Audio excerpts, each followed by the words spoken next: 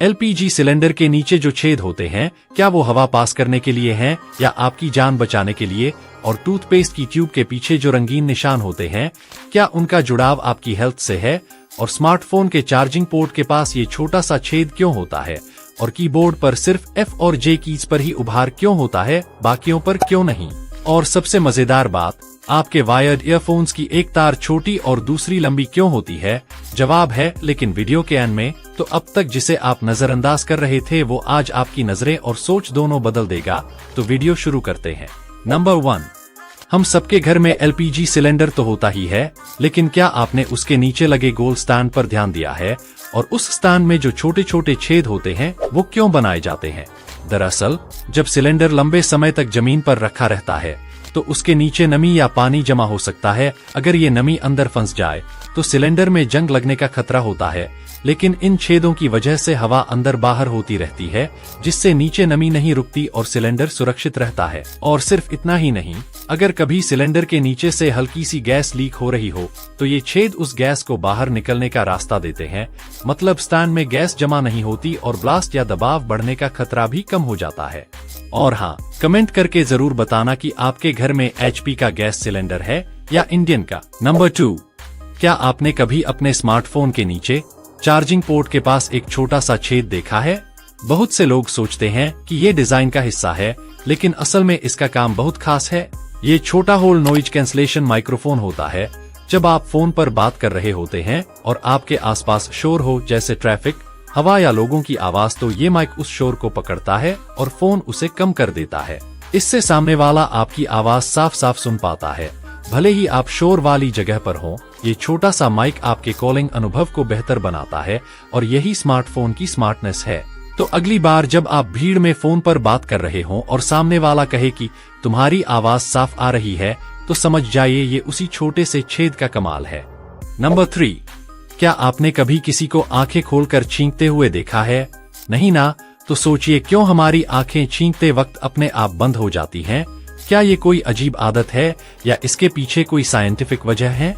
दरअसल छींक आना सिर्फ नाक की सफाई भर नहीं है, ये हमारी पूरी बॉडी का एक ऑटोमेटिक रिफ्लेक्स है।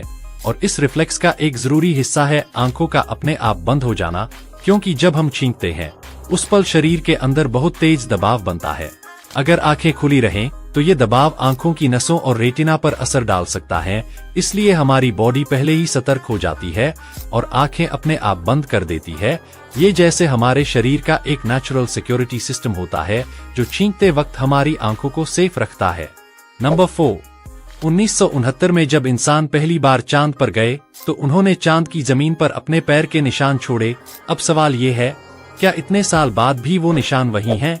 जी हाँ, आज भी वो निशान वहीं के वहीं हैं, क्योंकि चांद पर हमारी धरती जैसी चीजें नहीं होती। वहाँ हवा नहीं चलती, बारिश नहीं होती और नहीं मिट्टी उड़ती है। इसलिए जो भी निशान एक बार बन जाए वो सालों साल वैसा ही रहता है। मतलब नील आर्मस्ट्रॉन्ग ने जो निशान 1969 में छोड़े थे वो आज भी वैसा ही है। चांद पर आज भी निशान है और मैं चाहता हूँ मेरे चैनल पर भी आपका एक निशान हो, सब्सक्राइब का। नंबर 5, क्या आपने कभी टूथपेस्ट की ट्यूब के पीछे वो छोटा सा रंगीन चौकोर निशान देखा है?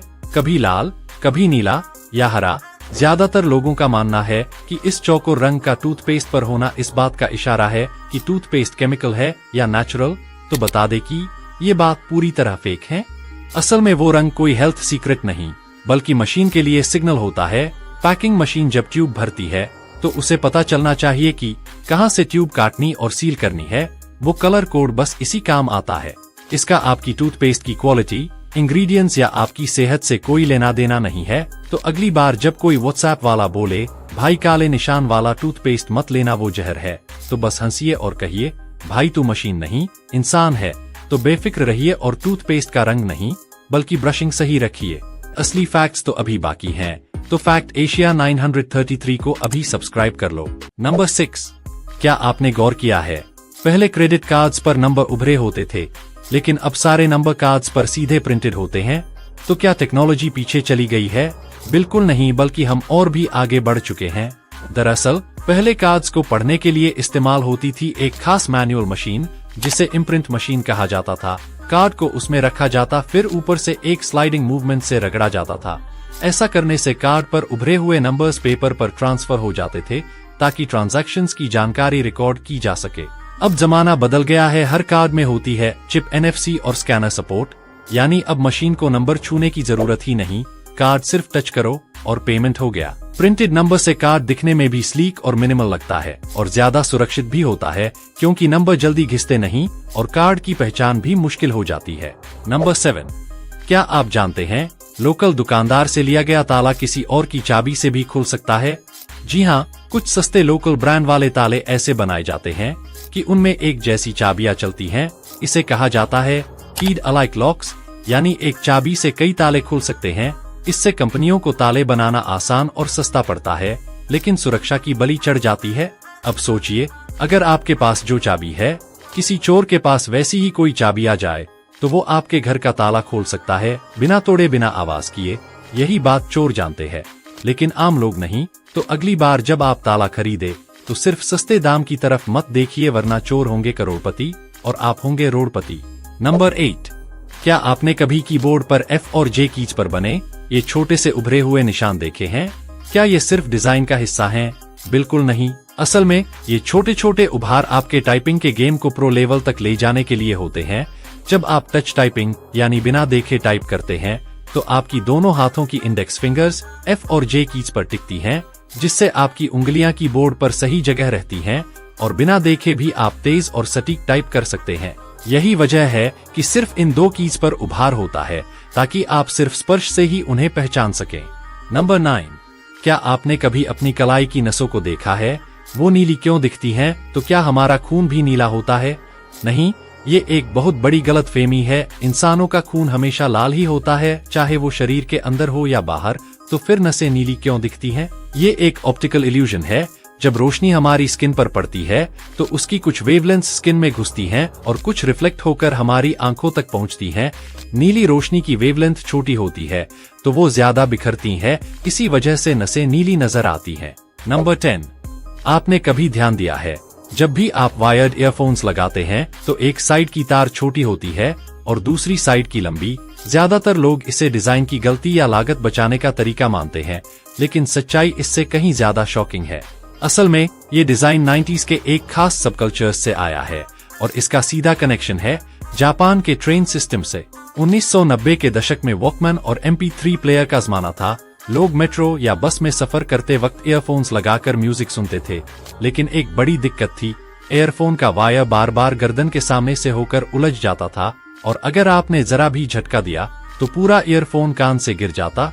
फिर जापानी इंजीनियरों ने एसिमेट्रिकल डिजाइन के रूप में इसका हल निकाला, एक वायर को छोटी और दूसरी वायर को लंबी करके, ताकि आप छोटी वाली वायर अपने नजदीकी कान में लगाएं और लंबी वाली वायर गर्दन के पीछे से ले जाकर दूसरे कान में, और दोनों वायर सीधा म्यूजिक प्लेयर से कनेक्ट हो जाएं। इस डिजाइन को कहा गया नेक केबल स्टाइल और इसका फायदा ये था कि जब आप ईयरफोन कान से निकालें तो वो सीधा गले में लटक जाए और ना गिरे ना ही उलझे। लेकिन ट्विस्ट अभी बाकी है। ये डिजाइन सिर्फ सुविधा के लिए नहीं था, ये एक स्टेटमेंट बन चुका था। जापान में अगर कोई नेक केबल स्टाइल में ईयरफोन लगाकर मेट्रो में खड़ा होता था तो वो एक सिग्नल देता था, मैं किसी से बात नहीं करना चाहता, मैं अपनी दुनिया में हूँ। धीरे धीरे ये पूरी दुनिया में फैल गया। वॉकमैन से लेकर आईपॉड कंपनियां तक इसी असिमेट्रिकल डिजाइन को अपनाने लगी। यानी ये एक सोची समझी तकनीक थी, कोई गलती नहीं। कमेंट करके बताओ तुम्हें कितने सवालों का जवाब पहले से पता था।